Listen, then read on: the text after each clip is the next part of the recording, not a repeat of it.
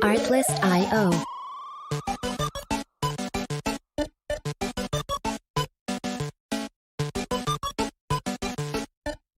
Welcome to Love Machine.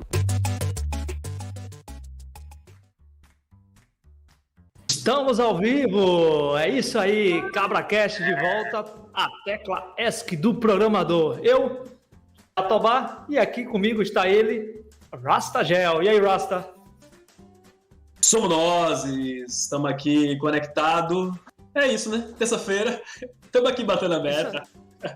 É isso aí. E com nós já está aqui ela. E aí, Robertinha, vamos falar sobre muitas coisas. Roberta, ela está fazendo doutorado em astrofísica. Ela é uma das responsáveis pelo AI Thread BR e a gente vai falar de muitas coisas aqui. Seja bem-vinda! Obrigada, gente. Obrigada pelas boas-vindas. Tô feliz de estar aqui. Primeiro dizer, né? Roberta, a casa é nossa.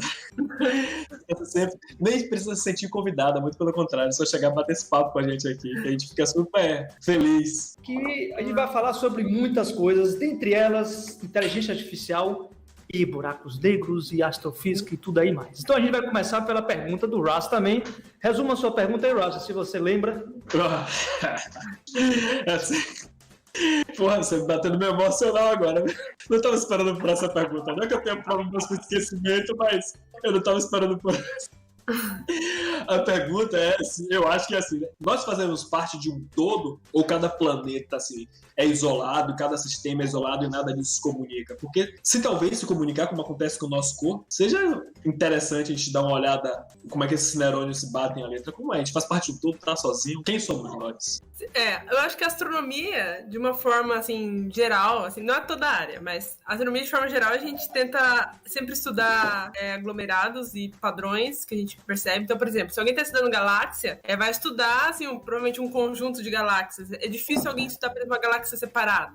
Tem gente que sim, que estuda, assim, uma galáxia específica separada. Mas, assim, em geral, a pessoa vai estudar várias galáxias, vários padrões de galáxias. Eu tenho um amigo que ele estuda, assim, galáxias diferentes, que não segue o padrão normal de galáxia. Mas, assim, é um conjunto. Aí, estrelas também. Acho que estrelas é o caso mais comum, porque a pessoa nunca estuda uma estrela em específico, é sempre um aglomerado de estrelas, para tentar encontrar um padrão e ver se a gente consegue explicar o que a gente tá aqui. Planetas ainda é mais específico ainda na questão de tipo, vários planetas, porque de ser tão difícil a gente observar um planeta só. É muito difícil a gente conseguir observar um planetinha, então a gente precisa sempre analisar meio que um padrão, um conjunto deles. E, em geral, em astronomia, tem alguns casos que a pessoa estuda algo muito específico, mas é raro. Assim, dos colegas meus da Astro, eu acho que sim, nem tem. Acho que tem acho que a gente agora tá trabalhando com estrelas parecidas com o Sol, mas não tem alguém estudando algo muito específico, assim. Já buracos negros também tem isso, a gente estuda geral um aglomerado, mas atualmente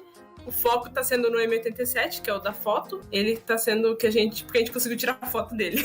É sobre isso, ele não é mais especial que nenhum outro buraco negro que esteja no universo. Ele só conseguiu tirar uma foto dele. Então... Ele é o mais próximo da gente, é? Não, ele não é o mais próximo. Assim, o mais próximo é o Sagitários da Estrela, que é o da Via Láctea. Isso dos supermassivos, né? Que tem os estelares também. Mas os supermassivos é o Sagitários da Estrela, mas a gente não conseguiu tirar foto dele ainda, porque lá tem muita variabilidade. É mais ou menos que tem muita coisa acontecendo ao redor dele, e é análogo, assim, alguém queria tirar uma foto e a pessoa tá se mexendo muito, a foto sai embaçada. Então é análogo a isso. Por isso que a gente não conseguiu tirar a foto dele ainda, mas tá no plano do EHT, assim, o EHT termina o paper dele falando que a próxima etapa são duas: tirar foto dos Sagitários da Estrela e também colocar telescópios em órbita na Terra. Então, mas assim, não, mas o M87 ele só tem condições muito específicas, por diversas razões. O disco dele já é porque o buraco negro tem um disco ao redor, então o disco do M87 era propício para isso, porque, por exemplo, se fosse muito luminoso, a gente não ia conseguir ver o buraco negro lá no centro, se o disco fosse muito luminoso. Então tinha que ser com baixa luminosidade, e também tinha o fato que a gente tem um jato lá, então assim, a gente sabia que ali ia ter um buraco negro, porque imagina ter todo o esforço de focar para uma galáxia e aí não encontra nada lá no centro. Então, teve vários motivos para ser o M87, mas não é o mais próximo. Eu sei que o Andrômeda seria o mais próximo de galáxias. Eu não lembro se as galáxias anãs que tem em órbita da Via Láctea tem algum, mas eu sei que a Andrômeda é o mais próximo de galáxias normais. Fiquei curioso agora. É o seu vizinho de buraco negro? Assim, uma pergunta que eu recebo muito no meu Twitter, muito o buraco negro do centro da Via Láctea vai sair de lá, vai vir comer a Terra. Eu fico, gente, assim, a chance de acontecer isso é nula, porque ele não vai sair de lá. Tem um caso, eu acho, que já observaram um buraco negro saindo da galáxia, que foi um caso, mas assim, que teve um merger de duas galáxias, e aí meio que deu um chute no buraco negro lá no centro. E aí o buraco negro começou, dá pra até ver o caminho que ele tá fazendo, assim, ele tá escapando da galáxia. Peraí, Roberto, peraí. Quer dizer que Covid-19, Big Brother, e eu ainda tenho que me preocupar com um buraco negro, da possibilidade do buraco negro ser chutado pra... Caraca, eu não sabia dessa, não. Não, a gente não precisa se preocupar com nada, porque a Terra tá completamente a salvo. Mesmo se um buraco negro, tanto supermassivo quanto estelar, chegasse perto da Terra, a gente ia sentir os efeitos gravitacionais dele muito antes deles conseguir chegar e comer a Terra. Também assim, ele tem fama de ser um ralo, né? Ele vai passando por aí, tudo vai caindo nele. É um mas assim, Pac-Man. não é um ralo. E ele é uma coisa que, assim, é difícil de comer. Vamos entender o lance dos buracos, né? Já que entramos nele, né? Já que temos um Pac-Man solto por aí. Já que entramos, vai ser difícil sair, hein? Como é que consegue tirar uma foto de algo que não pode ver? Como é que é possível fazer isso? Deixa eu deixar essa pergunta pior, Berta. Por todo mundo que tá olhando pra foto tá tendo a mesma abstração? É a mesma coisa que todo mundo vê? É a mesma coisa que todo mundo vê. É a mesma coisa. Que lá a gente nem chama de foto. Geralmente os astrofísicos, assim, quando é uma pessoa muito chata na astrofísica, fala que é a sombra do buraco negro, que não é bem um buraco negro, porque de fato o buraco negro você não consegue enxergar, então você tá vendo a sombra dele. Ou mais ou menos a marca que ele deixa no ambiente que ele tá. Porque qualquer buraco negro que esteja aí pela galáxia, pelo universo, ele vai deixar uma marca no ambiente, porque ele vai distorcer a luz. Então, se ele estiver sozinho, provavelmente se tiver uma galáxia atrás dele, ele vai distorcer a luz, então a gente vai conseguir ver essa galáxia distorcida e perceber que ali tem um buraco negro. Já no caso da foto, aconteceu algo semelhante, mas ele tem um disco. Ele tem um disco de acreção, porque quando uma estrela, ou gás, ou um planeta, ou qualquer coisa que chega ali perto e perca momento angular, que momento angular é o que mantém as coisas em órbita, é o que mantém, por exemplo, a Terra em órbita do Sol, a estrela vai ficar ali orbitando o buraco negro, a não ser que ela comece a perder momento angular. Então, para perder momento angular, ela começa a espiralar para dentro do buraco negro.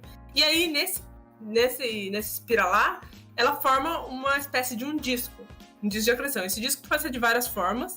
Inclusive, é um dos tópicos do meu trabalho também, estudar um tipo específico de disco. Depende muito da massa do buraco negro, do quanto ele está acretando, do gás ou da estrela que esteja ali, da metalicidade da estrela. Depende de vários fatores. É bem complicada essa parte. E aí, mas, enfim, em geral, forma um disco. E esse disco, ele brilha, porque a energia é tão intensa ali, a temperatura é tão intensa, assim, depende muito do tipo do disco. Mas, em geral, ele brilha porque a temperatura é muito intensa e acaba emitindo luz. Esse disco é o que chama de horizonte de eventos? Então, o disco de acreção ainda não, mas a borda do disco de acreção, em geral, é o horizonte de eventos. Assim, existem outras terminologias para quando o buraco negro está girando, por exemplo. Aí usa outros nomes. Mas, em geral, a borda está no horizonte de eventos e aí acaba entrando para dentro do buraco negro. E assim, a partir do horizonte de eventos não tem mais volta, caiu, já era. Mas esse disco brilhando a gente consegue ver, então, por exemplo, na foto que tem um disco ao redor, né? Tem um anel ao redor e no centro tem um buraco negro. Então é graças ao disco que ele delimita bem.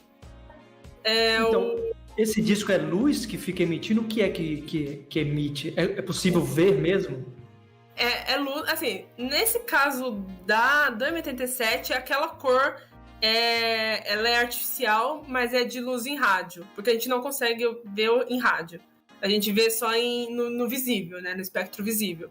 Eles conseguiram observar aquele buraco negro nas ondas em rádio, então eles pegam isso, transforma como se fosse mudar para o visível, adiciona a cor, e seria isso que a gente está observando então ali, que é as ondas em rádio. Mas assim, então tá emitindo luz, só que não é uma luz que nossos olhos conseguem perceptar. Então, assim, é que nem o ultravioleta do Sol, por exemplo. A gente não consegue ver o ultravioleta, mas ele tá emitindo.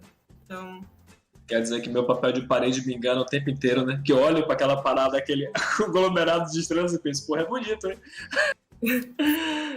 Não tem a cor, né? Ali não são aquelas cores, na real. Não, são raros. Porque o EHT, ele tá observando em rádio, que foi o escolhido por eles, e é mais fácil também porque tem mais emissão em rádio. Mas, assim, talvez eles... Inclusive, é um dos outros pontos também. Eles pretendem observar em outros comprimentos de ondas que não seja só em rádio, para tentar entender melhor o ambiente também. Porque o comprimento de onda nos dá muita informação. A luz que vem de lá nos dá informação. Então, é interessante observar em todos os comprimentos de ondas e não só em um. Como é que a gente sabe? Porque você falou buracos negros ultramassivos, como é? Massivos e... Supermassivos. Supermassivos, e o outro é como? É o quê? Estelares. O que difere é a massa dele mesmo? É a massa. Os então, estelares... mas não é infinito esse troço? Me dá um boom esse negócio, né? Assim, os estelares, eles têm até 100 vezes a massa do Sol. Em geral, assim, um pouquinho menos. Mas, chutando, próximo a ser 80 massas solares, alguma coisa assim. Então, assim, eles se originaram de morte de estrelas. Então, a estrela estava lá na vida dela, morreu, virou um buraco negro em estrelas massivas. O Sol não vai acontecer isso. O Sol não tem muita massa para virar um buraco negro. Então, a gente tá livre, ele nunca vai virar um buraco negro. Já as outras estrelas mais quentes e maiores, e que tem bastante massa, elas podem virar um buraco negro. Esses são os estelares. Aí, então, existem os buracos negros supermassivos, que têm de milhões a bilhões de massas solares. Então, que eles são muito grandes. Esses pequenininhos estelares, assim, tamanho de uma cidade. Tamanho de um estado, no máximo, assim, bem, bem pequenininho. Já os supermassivos, eles podem ser do tamanho... Por exemplo, o Sagitários, a estrela, que é o que está no centro da Via Láctea, ele tem mais ou menos o tamanho de Mercúrio, da órbita de Mercúrio, um pouquinho menos, na verdade, da órbita de Mercúrio. E esse, o da foto, é maior que o Sistema Solar inteiro. Então, assim, eles variam muito de tamanho. E aí você pergunta, tá, e entre 100 e milhões de massas solares, cadê? Esses são os buracos negros intermediários. Só que até ano passado, até acho que setembro ou outubro do ano passado, a gente não tinha, assim, nada que... Ele era basicamente um santo grau dos buracos negros, a gente não tinha observado eles. E aparentemente o LIGO, que é o Observatório de Ondas Gravitacionais, conseguiu observar ondas gravitacionais que originaram de 2 buracos negros se fundindo, um deles sendo intermediário, que originou outro buraco negro intermediário. Então a gente conseguiu aí observar pela primeira vez um buraco negro intermediário, que é por volta, acho que era 120 massas solares, alguma coisa assim. Então a gente agora está compreendendo melhor os intermediários. E eles são, assim, a peça fundamental. Porque, como eu disse, a gente sabe que estrela morre e vira buraco negro. Mas e os buracos negros supermassivos? Como que eles surgiram? Como que eles estão lá? A gente não sabe ainda. E a peça que falta é entender os intermediários. Isso é massa, porque a ciência tem dessas, né? Nunca se tem uma resposta. São sempre novas perguntas, né? Você chega próximo de uma coisa e surge outra questão maior. Sim. Existe algo, então, assim... Como é que eu posso pôr essa pergunta? De sempre estarmos olhando para o infinito, de encontrar alguma coisa muito maior do que tudo isso que a gente conhece. Né? Aí o buraco negro ele vira algo... Porque você falou de buraco negro do tamanho de cidade e tal. Na minha cabeça era sempre algo do tamanho do infinito, por exemplo. Que comeria todo... Estamos indo para um grande, o maior de todos. Mas esses pequenos assim tal, eles não seriam mais fáceis de serem fotografados? Então, esses pequenos, eles são muito difíceis de achar. Em geral, a gente encontra eles quando eles estão próximo de uma estrela. Porque, assim, a área estelar é um pouco fora da minha área, mas o pouco que eu sei é que estrelas, em geral, elas andam juntas. Elas, em geral, estão em aglomerados. O Sol é um caso muito específico, que o Sol não está perto de nada. O Sol está bem longe da estrela mais próxima. Mas, em geral, as estrelas andam juntas. E quando uma morre, então tem uma outra por ali, e aí uma vira buraco negro. Então, buraco negro, em geral, a gente tem uma estrela companheira. Entendi. Que pode ser ou uma estrela normal, uma estrela de nêutrons, enfim, uma estrela companheira. E aí, e às vezes acontece dele querer comer a companheira. Então, a companheira começa ali a se alimentar da companheira. E nesses casos, a gente observa raios X. Que aí, o nome que levou essas binárias foi binárias de raios X. Porque o buraco negro começa a se alimentar e a pegar o gás da outra e emitir raio-x, né? Em geral por jatos ou pelo próprio disco. Mas assim, eles são um pouco mais difíceis de encontrar e por eles serem tão pequenos, eles seriam difíceis de fotografar também. Show de bola. É isso aí, tá vendo, Rasta? E é o seguinte, e a conexão que eu queria entender na parada toda, beleza. A sua formação é em física, né? Uhum. A sua graduação. Coisa tranquila. Tranquila, fácil. Vai fazer umas continhas, coisa besta, né? E aí, você pegou, provavelmente, bastante disciplina de programação, né? Uhum. Sim. A carga horária era relativamente grande, era meia-meia. Como é que acontece esse curso hoje aí de física? Então, assim, eu acho que eu caí de paraquedas no Instituto de Física de São Carlos. Ele tem um programa de física um pouquinho diferente, porque lá eles têm o curso de física computacional, é um dos acho que tem dois ou três no Brasil, se não me engano, mas é um dos poucos cursos de física computacional que tem no Brasil. E aí eles meio que enfiam computação em tudo. Tudo que eles podem enfiar computação, eles vão enfiar. Então, a graduação lá é muito voltada para física computacional. Mesmo lá tem o curso, o bacharel em física computacional, mas mesmo o curso de bacharel em física é muito voltado para computação. E eles liberam créditos, então você tem a opção de puxar matéria da física computacional ou da física biomolecular, que tem lá também. Então você tem a opção de fazer isso.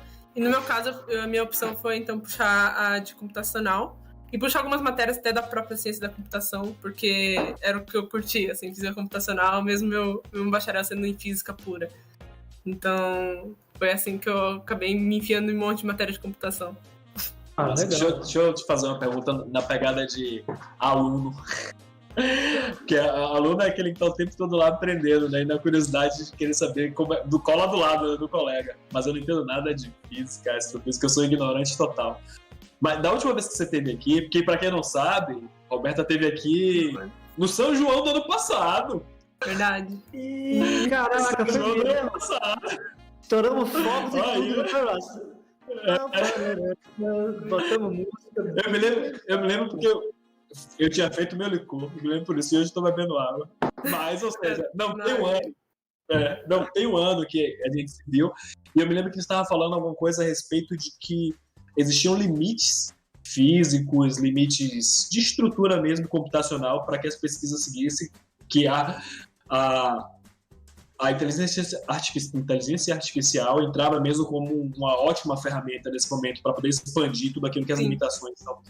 Desde quando você começou o curso de doutorado até hoje, você tem marcado alguma coisa que apareceu assim também tão rápido quanto dentro da evolução tecnológica, para assim, poxa, isso aqui eu não conhecia quando comecei, mas hoje é essencial e faz parte da minha pesquisa? Assim, eu acho que os métodos em geral que estão sendo... Um exemplo grande, assim, que eu acho que todo mundo conhece é aquele GPT-3, que usou Transformers.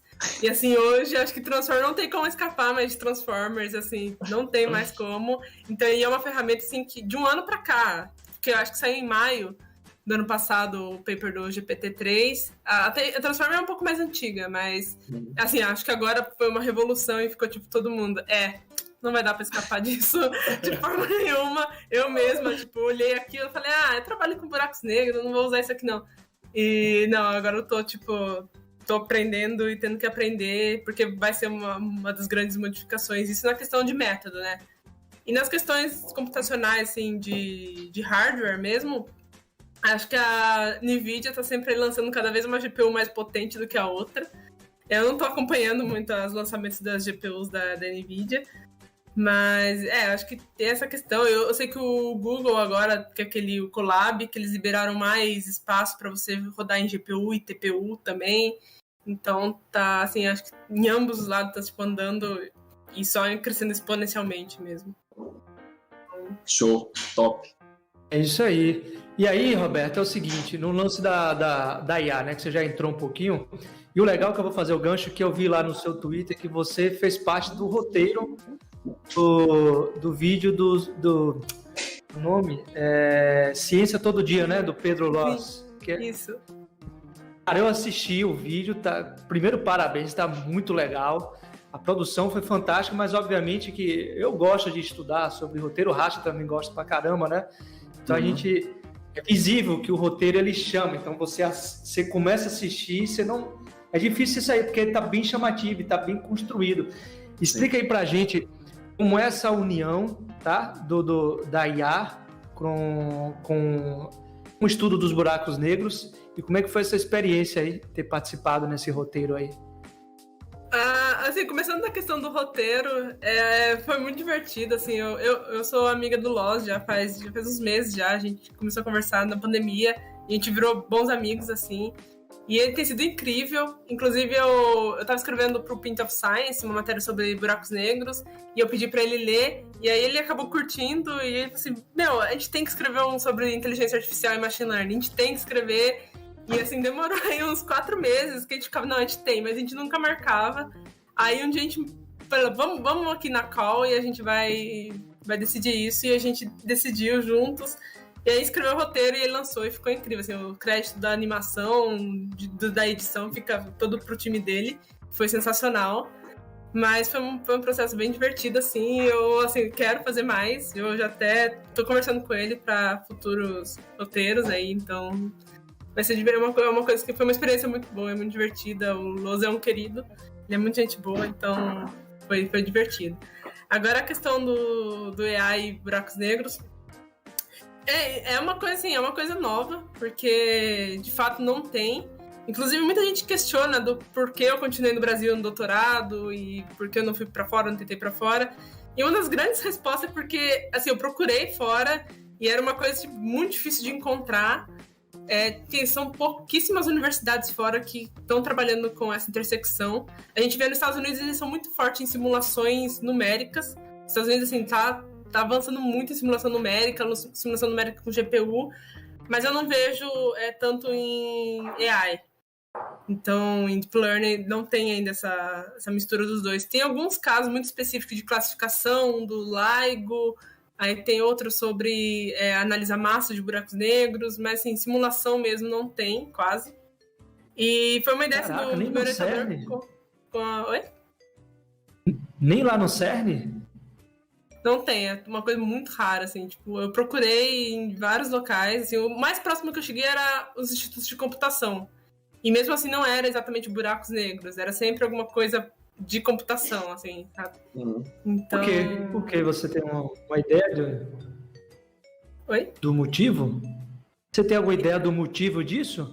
Eu acho que é uma coisa... É porque a astronomia, em geral, acho que tá engatinhando ainda na questão de Deep Learning. E principalmente quem é um pouco mais sênior, que já tá acostumado com métodos um pouco mais tradicionais, não aceita Deep Learning tão bem para fazer ciência, como física, astronomia, química, biologia. Então eles têm um pouco com o pé atrás com Deep Learning e, enfim, inteligência artificial em geral, não só Deep Learning.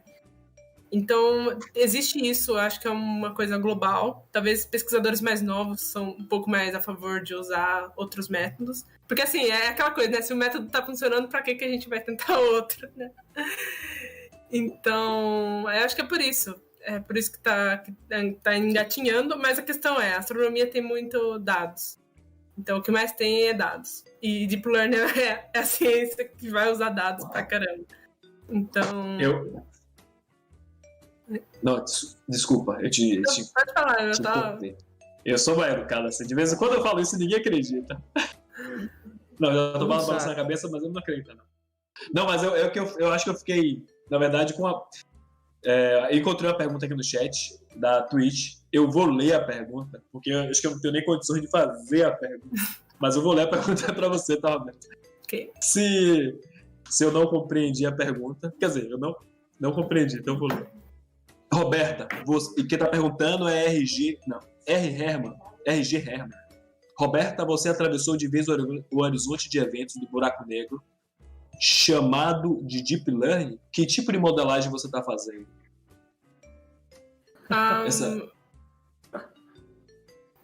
Eu não sei se eu entendi muito bem a pergunta também, mas eu acho que tá perguntando dos métodos. Bom, eu uso redes neurais convolucionais por enquanto. Na verdade, eu usei isso no mestrado.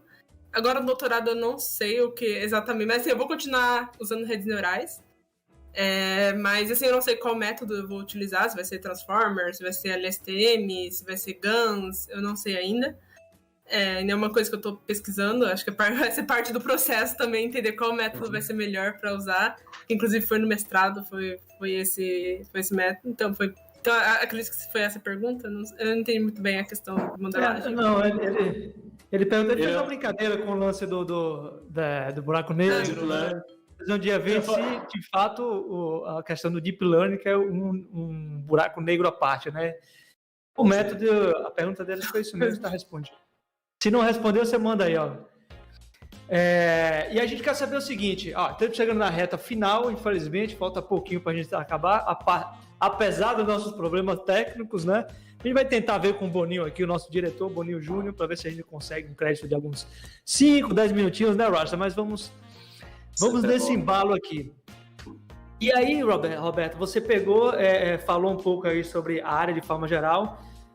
Aí no seu doutorado, de fato, você está trabalhando com Deep Learning, então. Fazer o quê? Simulação de buracos negros. Explica pra gente um pouco como é o seu trabalho atual no doutorado. Você já está trabalhando na sua tese? Como é que está o andamento? Bom, comecei faz acho que 5 meses no meu doutorado, então ainda estou naquela fase de matérias, que você tem que cumprir matérias e tal, mas a gente já está conversando sobre métodos e modelos, mas eu acho que o objetivo geral é continuar o que eu comecei no mestrado. O mestrado eu defendi em setembro, inclusive o paper já está no archive, quem quiser ler o paper do meu mestrado está lá, que é Black Hole Weather Forecasting Using Deep Learning. Basicamente, eu simulei buracos negros, a gente quer entender até que ponto Deep Learning consegue aprender a física de buracos negros e se a resposta for sim, a gente consegue acelerar o processo de simular buracos negros, porque é um processo bem lento. Por exemplo, eu tenho um amigo que está no doutorado também e os modelos dele, cada modelo demora 1 mês para rodar. Então a gente consegue acelerar isso, cortar para alguns dias ou para algumas semanas em vez de 1 mês. Então são 2 respostas que a gente está tentando atacar. No mestrado, meio que já tem uma resposta que é sim, Deep Learning consegue aprender a física de buracos negros por um tempo limitado. Tá no paper e na minha dissertação. Agora a gente quer investigar mais a fundo isso com outros modelos, com outros sistemas de buracos negros, não só o que eu usei no mestrado. Então, para entender se a gente consegue simular eles e se a AI consegue aprender ou se ele é muito limitado para aprender a física de buracos negros, que não é uma física simples. Que é um pouco caótica e tem uma dinâmica muito turbulenta. Então, isso é a pergunta que a gente está querendo responder. Pô, mas eu fiquei com curiosidade. Vá você, Rádio Tabaco, minha curiosidade. Então, só para entender um pouco mais esse lance aí, porque quando a gente fala de ciência, a gente começa de um problema, né? Então, tudo parte do problema e a gente vai dissecando ele. Então, o seu problema... A hipótese que você tem para o problema, quais são, exatamente? A hipótese que eu tenho assim, acho que a pergunta... Bom, primeiro a pergunta, assim, AI consegue aprender física de buracos negros? E a minha hipótese é que sim, mas eu preciso mostrar que sim. Então, meus experimentos encontrar um modelo que faça isso. E se a resposta for não, eu tenho que mostrar que, olha, AI é limitado, por enquanto é limitado para aprender física de buracos negros. Então, a minha hipótese é que sim, e é o que eu quero mostrar que consegue. Diga aí, Rasta. Na minha cabeça isso é muito amplo, né? Porque aprender física de buracos negros. Diga, Rasta. Tende ao infinito, né? Não, minha pergunta é o seguinte, porque, Roberta, há poucos minutinhos atrás você estava falando sobre a dificuldade de encontrar outros materiais de pesquisas ligado à sua pesquisa, assim, o que torna, imagino eu, o trabalho mais desafiador. Vou utilizar essa palavra, mais desafiador. Nesses modelos que vocês têm construído com suas pesquisas, seu grupo de pesquisa sempre traz seus colegas como referência. Esses modelos que vocês estão construindo, isso vai ficar público em algum momento para que outras pessoas, além dos papers que saem e tal, mas documentos que estão fazendo, alguma plataforma que vai ser compartilhada, existe alguma base de dados para quem quiser iniciar uma pesquisa, isso vai se tornar público de alguma forma? Sim, o modelo vai sair, vai ficar público em algum momento. A gente está esperando, então, a questão da astronomia está entrando tão devagar em Deep Learning que, assim, meu paper já foi submetido há mais de 2 meses E eles me mandaram e-mail falando que ainda não tem referi pro meu paper, porque eles não encontraram gente que consiga analisar as duas coisas de uma vez só, que é a física de buracos negros e Deep Learning, pra ver se tá certo. E eles estão sempre... A editora sempre me manda e-mail falando, a gente não encontrou ainda, a gente tá procurando, não desiste da gente. Então, mas assim que for aceito e para publicar mesmo, a gente vai deixar online isso, vai publicar provavelmente em GitHub, alguma coisa, para deixar aí disponível para as pessoas, até para ver se dá para fazer o experimento realmente, o resultado é o que a gente está falando que é. Então a gente vai pôr, mas a gente está esperando só assim, a editora, a revista falar, ó, a gente encontrou um referi, vai dar tudo, e já tá tudo certo. Mas a gente tá nessa espera já faz 2 meses, então... O que até atrasou, a gente nem ia colocar no archive ainda, mas a gente colocou porque tá 2 meses parado e a gente tava com medo de alguém entrar e publicar algo semelhante, sendo que a gente só tá esperando a revista mesmo, se o trabalho em geral tá pronto. Pois é, show de bola. Caramba, é isso aí, ó. A gente tem muitas perguntas aqui no chat, tanto da Twitch quanto no YouTube. Infelizmente a gente não vai conseguir colocar todas, né, que botar para responder. Mas enfim, eu já peço a todos vocês aqui, pô, se possível, dá uma força pra gente aí, se inscreve no canal aí, se você tiver no YouTube, e segue a gente aqui na Twitch para dar essa força aqui pra gente manter aqui o CabraCast. E também nós temos os nossos apoiadores, então nessa 3ª temporada estamos estreando aí no Apoia-se, apoia.se/CabraCast. Tá bombando, só que a galera não descobriu ainda, né, Rasta? Tá no 0 lá ainda, mas vai rolar, né? A família vai saber. Colabora, família. Somos nós. Exatamente, ó. E é o seguinte, a gente tá chegando na reta final, infelizmente, mas com certeza a gente vai ter um outro programa, porque esse aqui a gente ficou devendo a você, Robertinha, por tudo que aconteceu. E nós estamos com um quadro novo, esse quadro misterioso, é um quadro que tá dando o que falar no momento, porque o CabraCast é a tecla ESC do programador. Aqui a gente não só fala de questões em tecnologia, mas a gente quer adentrar na mente e na alma da pessoa que aqui está, que é, nesse caso, você, Robertinha. Então tá estreando o quadro CNL, Cabra Neurolink. Não temos vinheta ainda, mas... Isso que eu ia falar, que rufem os tambores. Lança. Vai entrar uma vinheta genérica na sua timeline aí. Vai ser genérica.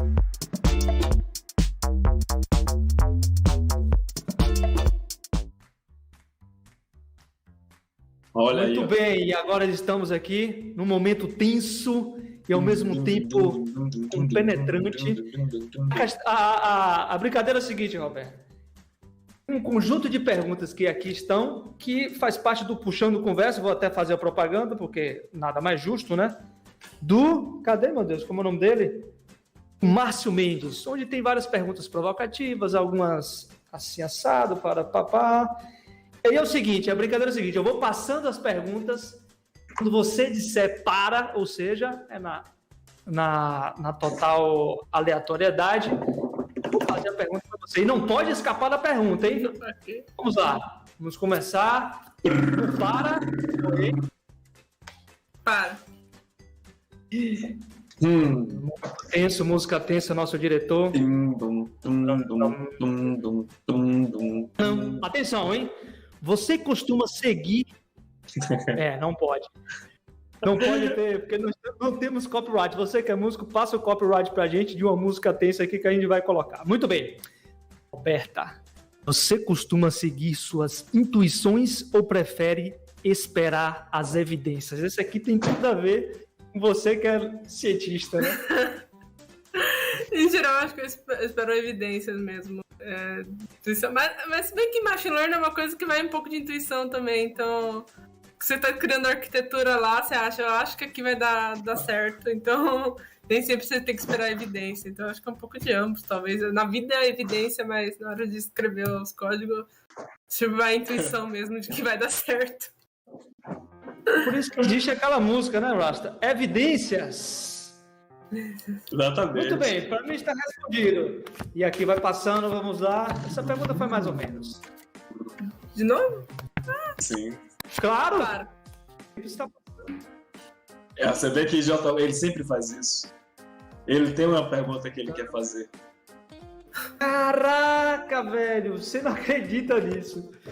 A única carta que não é pergunta de todas as centenas foi essa aqui, ó, que são os créditos. Então, Se livrou. já que passou isso aqui, eu vou reservar uma questão de alguém do chat, vou dar essa moral pra vocês, ó. Vamos lá, vou escolher aleatoriamente aqui, ó. Cadê? Vamos ver. Você tem uma bala na agulha aí, ó. Mamãe te acha. Você tá procurando onde? No YouTube? Aí fica fácil. A zorra toda aí. Se você tiver uma pergunta, mande agora que ela será feita. Temos a carta Coringa, é isso aí. Temos agora, ó. Cadê?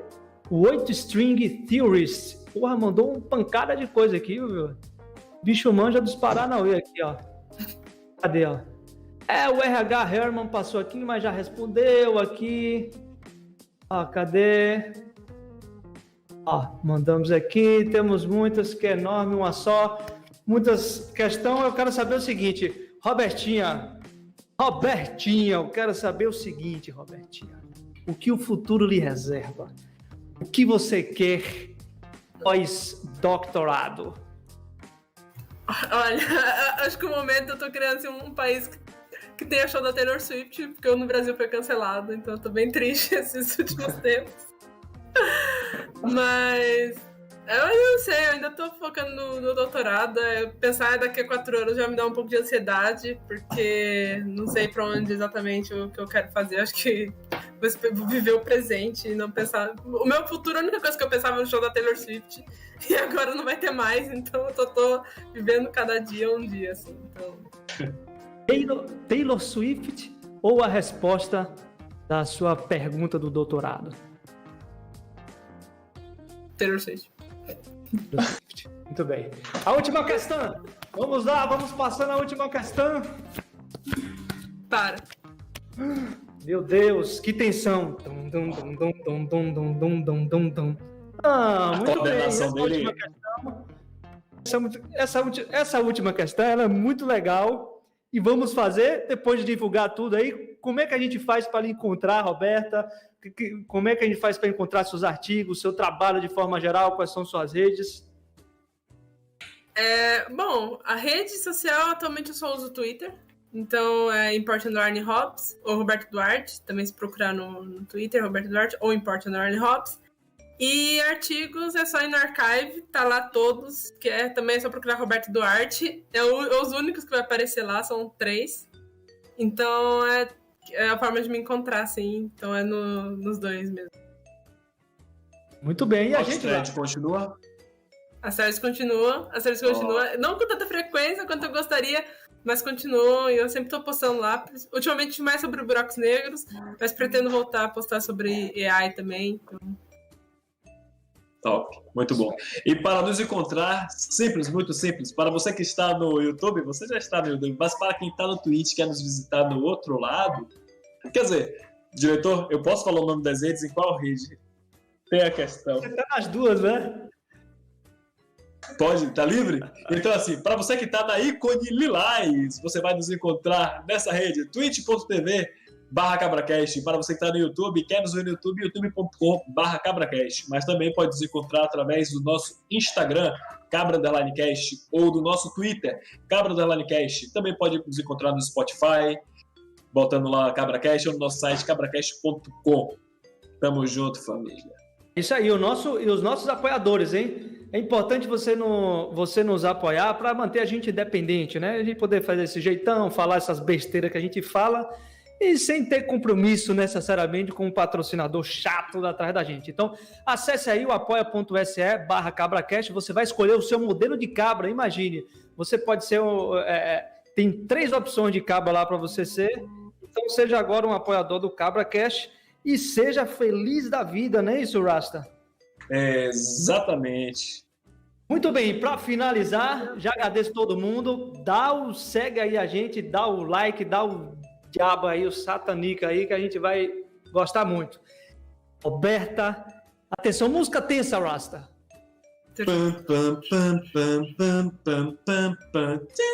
Hitchcock. Piscose. Muito bem. Mas a música tensa, mas essa é relativamente tranquila.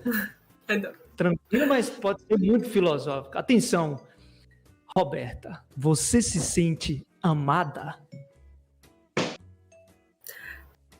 a Taylor Swift lança 2 álbuns, então sim, eu me sinto amada pela Taylor Swift. Ela lançou 2 álbuns em 2020, então assim, Ó. mais um dia 9 de abril, então... A produtividade tá alta, então, hein? A produtividade tá alta, assim, mano, ser fã de Taylor Swift é ser amado por ela, então... Entendi. Bacana. Muito bem. Parabéns. É isso aí. Muito obrigado pela presença de todos aqui, vocês. A gente vai passar a raid na Twitch, então você que está no YouTube também, valeu. Até semana que vem. Próxima terça-feira a gente vai ter também presenças ilustres aqui, mas a gente vai estar disponibilizando conteúdos exclusivos aí no nosso canal, lá no YouTube. Valeu? Obrigada.